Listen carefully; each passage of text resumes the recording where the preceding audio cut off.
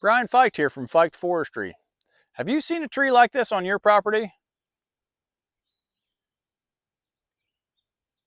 If you have Amur Cork tree. Today I'd like to talk about what is Amur Cork tree, how to identify it, and what to do if you find it on your property.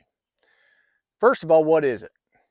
It's a non-native invasive species from Asia. This was brought over as an ornamental species and then has taken off and has become invasive across southern Ohio.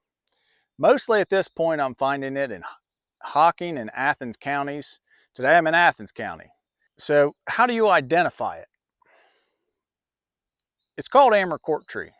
If you feel the bark, it feels like cork. Also, see this yellow spot? That's where I took my pocket knife and cut the bark off. When you do that, it exposes this almost mustard yellow color, which is extremely indicative of Amur Cork tree. It's a great way to know, yes, I definitely have that. Also, the branching on them, they're somewhat similar to Tree of Heaven in that they are a pinnately compound leaf.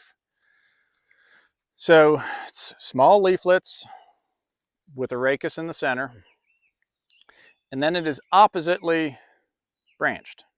So notice that this rachis is directly across from this one. This is directly across from this one. This is directly across from this one. That's called opposite branching. There are not a lot of species in southern Ohio with, opposite spacing. We use the term mad buck, if you've ever heard of that. Maple ash, dogwood, buckeye are your traditional opposite branching trees. Well, you can add Amur Cork tree to the list. If you break the branch on one of these like I did, you'll find that it smells a lot like skunk. It's not good. So that's another good identifier. If in doubt, you can verify for sure. Yeah, it smells like a skunk. It's got bright yellow bark. Feels like cork. It's probably cork tree. So what do you do if you find it? Well, like a lot of the other invasive species that we deal with in southern Ohio, there's a handful of different treatment options. Basically, all these require the use of herbicides, unfortunately. If you use mechanical treatment, if you just cut the tree, pull it out, mow it, what happens is you end up getting a lot of sprouting off of that.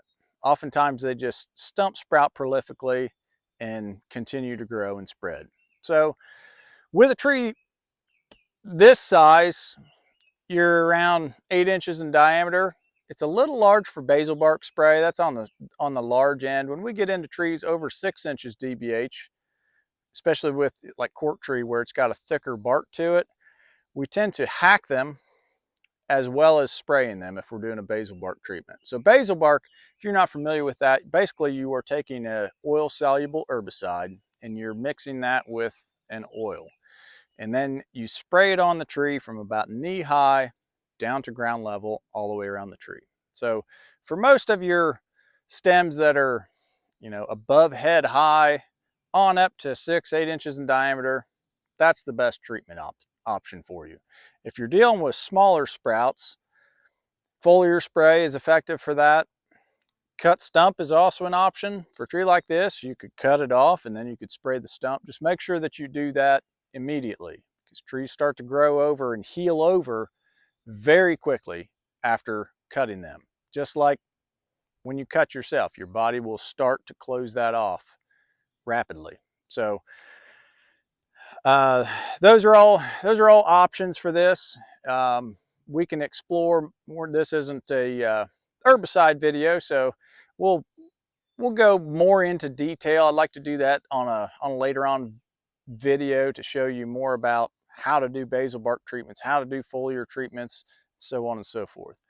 But as of today, I wanted to show you cork tree. It's out there. We're finding it. So if you have it on your property, if you need help identifying it, if you need help managing that property, if you need help controlling your invasives, reach out to us. In the meantime, please share this video, like, subscribe, and visit our website at ohioconsultingforester.com. Thanks.